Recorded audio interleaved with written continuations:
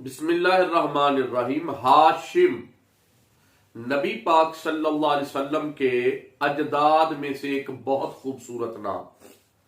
ان کا اصل نام تھا عمر، لیکن اپنی وجاہت، اپنے رتبے اور مرتبے کی وجہ سے انہیں ایک معروف لقب دیا جاتا تھا، عمر الاولا، یعنی بلندیوں والا عمر۔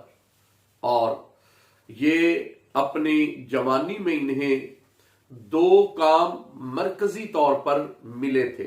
ایک حجاج کرام کی خدمت، ان کے آرام، ان کے اٹھنے بیٹھنے، ان کے معاملات میں آسانی کا کام، اور نمبر دو ان کے خورد و نوش کے معاملات کی نگہبانی۔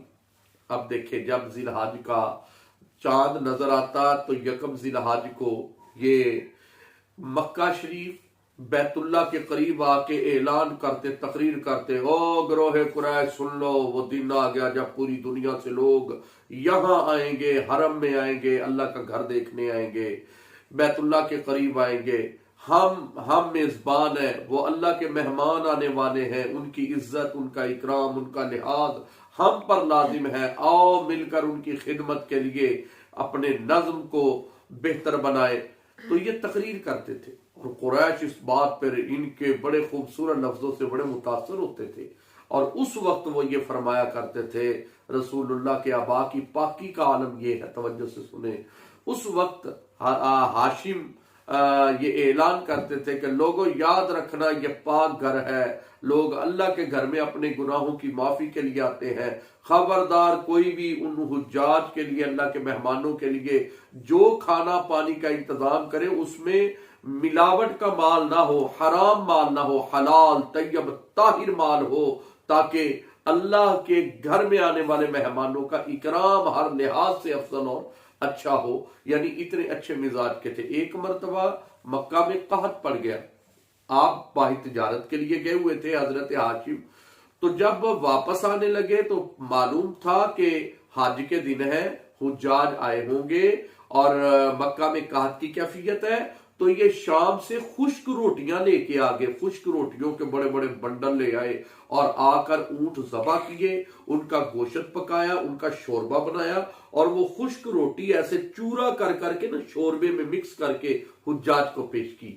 جو آنے والے لوگ تھے ان کا اکرام کیا، یہ سرید بن گیا، شوربے میں روٹی ڈال کے مکس کی تو سرید بنا نا، تو وہ پیش کیا۔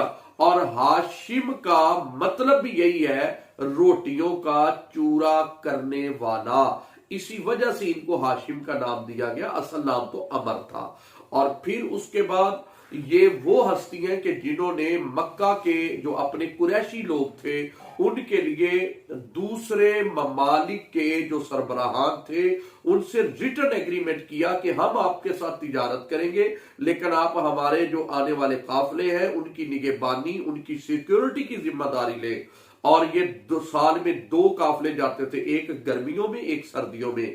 گرمیوں کا موسم ہوتا تو حبشہ کی طرف جاتے، سردیوں کا موسم ہوتا اسی طرح، اگر سردیوں کا موسم ہوتا تو یمن اور حبشہ میں جاتے، اور اگر گرمیوں کا موسم ہوتا تو یہ ملک شام کی طرف جاتے تھے سامان تجارت وغیرہ لے کر۔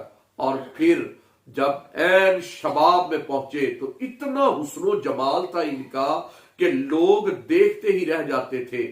بڑے بڑے قبائل کے لوگوں نے نکاح کا پیغام بھیجا، لیکن آپ انکار کرتے رہے۔